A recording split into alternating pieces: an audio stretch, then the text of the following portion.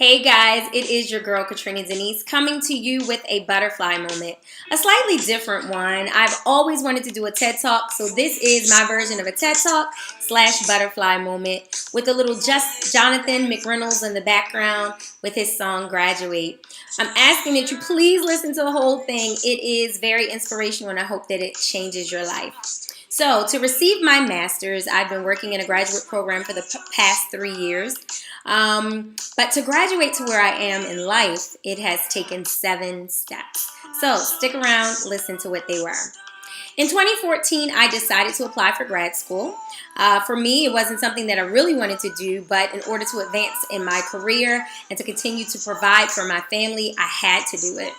I've never been afraid of learning. As a matter of fact, I'm a teacher, but this would require a lot of sacrifice, juggling of schedules, and I had to step down from one position so that I could advance a little bit later. Step one, I had to have a little talk with God. I said, look, God, if I take on this new journey, are you going to carry me? Now, I don't feel like the universe said that I would be carried, but I definitely heard God say, lo, I will be with you always, even until the end. So I began my studies, often being a mom and teacher by day and a grad student by night. But while my studies were improving, my marriage was falling apart. I tried to keep it all together with a smile. Eventually, my husband and I did separate. I was heartbroken and devastated. Step two, it's okay to be sad. It's okay to cry. But remember that growth sometimes involves separating or changing circles, even if those circles involve love. So I felt as if I couldn't go on though. I was consumed with a broken heart. Numerous changes were happening all around me, and I was still attending grad school. I began to eat my feelings away. Step three, I had to face the mirror. To grow, you must first be honest with where you are and where you want to be. So I began writing. I journaled my feelings, and I started the process of transforming from a caterpillar to a butterfly. In order to bend and not break, though, I had to recognize that my faith had to outweigh my fears. I found strength by bonding with circles of friends and those who held me accountable and wanted to see me rise. Step four, find your tribe. Find your tribe, those people that refuse to allow you to remain stuck, and those that will become your moon so that your ocean can move. Now slightly stronger, I set my intentions on bettering myself, realizing that I was angry with my ex, mad at myself, and allowing pain to affect my choices, all the while still wanting love. I had 2 options: keep the weight or let it go. Step 5, forgive yourself and others. Now, this doesn't mean that you forget or that you fail to acknowledge things that have upset you, but it simply means that you refuse to allow them hold you hostage. Next step, I realized I had to rebuild and brand the voice and the person called me. It required stillness, discipline, and total removal of the weightiness. I underwent weight loss surgery, and through discipline, proper eating, and exercise, I began to see my cocoon disappear, and the butterfly I had become emerged outwardly.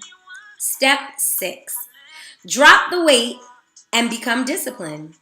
Now, the weight may be a physical thing, or it just may mean circumstances and situations.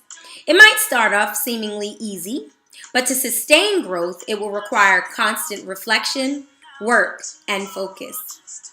All of this was occurring while I was still in school, but I had willed in my spirit that my latter would be greater than my past. I had undergone the death of my parents when I was a child, my grandparents, the death of a marriage, and to some degree, a death of myself. However, I was determined that my dreams were important and that I was going to love on myself and give myself and follow my dreams with the same intent and intensity that I had given to others. That's when, in 2016, I decided to self-publish my first children's book, taking me to step 7. Vanity and ego will keep you bound, but self-love is totally necessary for living. You must live And order to do that, you must always believe in the power of you. I can truly say today, guys, this journey has not been an easy one. It is one, however, that has humbled and grown me. I've seen myself transition from that caterpillar to a butterfly who now recognizes that yes, she has wings. My journey is still continuing, but I am proud to say that today I will graduate from McDaniel College with a 3.97 GPA and a master's degree in curriculum and instruction as well as administration. I feel great about myself, confident both inside and out. Why? Because this girl was the girl who they thought couldn't do it, and she did. As my hat says, I decided that since the canvas was blank, I was going to write the story my way. I encourage you to continue your journey, to be inspired, and to write your story. And as you go along, know that the world is yours and the possibilities are endless. You might just have to take 7 steps, though, to finally graduate to a better you. Love you. Peace, love, and light. Continue butterfly moments.